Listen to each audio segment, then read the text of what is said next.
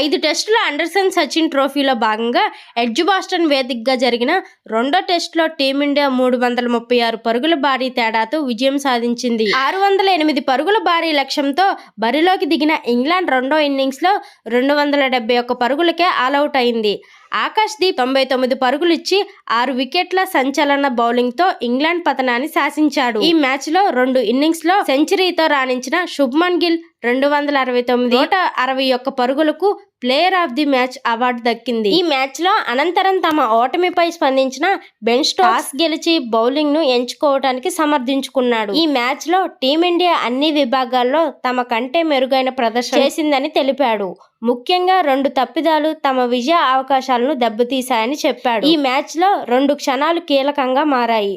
తొలి ఇన్నింగ్స్లో భారత్ 200 పరుగులిచ్చి 5 వికెట్లతో కట్టడి చేసినప్పుడు మేము చాలా సంతోషించాం.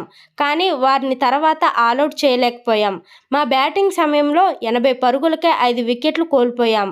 అక్కడి నుంచి తిరిగి పుంజుకోవటానికి చాలా కష్టం. ఈ 2 తప్పిదాలే మా విజయ అవకాశాలను దెబ్బతీశాయి. టాస్ గెలిచి బౌలింగ్ ఎంచుకోవటం కష్టమైన నిర్ణయమే. కానీ నేను ముందుగా చెప్పినట్లు ప్రత్యర్థిని 200 పరుగులిచ్చి 5 వికెట్లతో కట్టడి చేశాం. అప్పుడు అందరూ సంతోషించారు. కానీ ఆట జరుగుతున్న కొద్దీ పరిస్థితులు మాకంటే భారత్కే ఎక్కువగా అనుకూలించాయి. ఈ మ్యాచ్లో మాకంటే భారత ప్లేయర్లు మెరుగైన ప్రదర్శన చేయడం మాపై ఎలాంటి ఆందోళన లేదు. మేం కూడా ప్రతిదీ ప్రయత్నించాం, ప్రణాళికలను మార్చాం, జట్టు విజయం కోసం చేయగలిగిందంతా చేశాం. కానీ ప్రత్యర్థి ఆధిపత్యం చలాయిస్తున్నప్పుడు తిరిగి మూమెంట్ అందుకోవడం చాలా కష్టం. అది వరల్డ్ బెస్ట్ టీం అయినా భారత్పై మరీ కష్టం. శుభ్మన్ గిల్ అద్భుతమైన ఆటగాడు. అసాధారణ బ్యాటింగ్తో మా పతనాన్ని శాసించాడు. సుదీర్ఘ మ్యాచ్లో ఆఖరి రోజు బ్యాటింగ్ చేయడం చాలా కష్టం. మా ఆటగాళ్లందరూ పూర్తిగా అలసిపోయారు. అయితే ఇది మళ్ళీ ఎదుర్కొనే పరిస్థితి. ఇందుకు అలవాటు పడాలి. జమ్మీ స్మిత్ జట్టులోకి వచ్చినప్పటి నుంచి మెరుగైన ప్రదర్శన చేస్తున్నాడు. వికెట్ కీపర్ గా గుర్తింపు పొందుకున్న బ్యాట్తో అసాధారణ ప్రదర్శన కనబరుస్తున్నాడు. సహజమైన ఆటతో చెలరేగుతున్నాడు.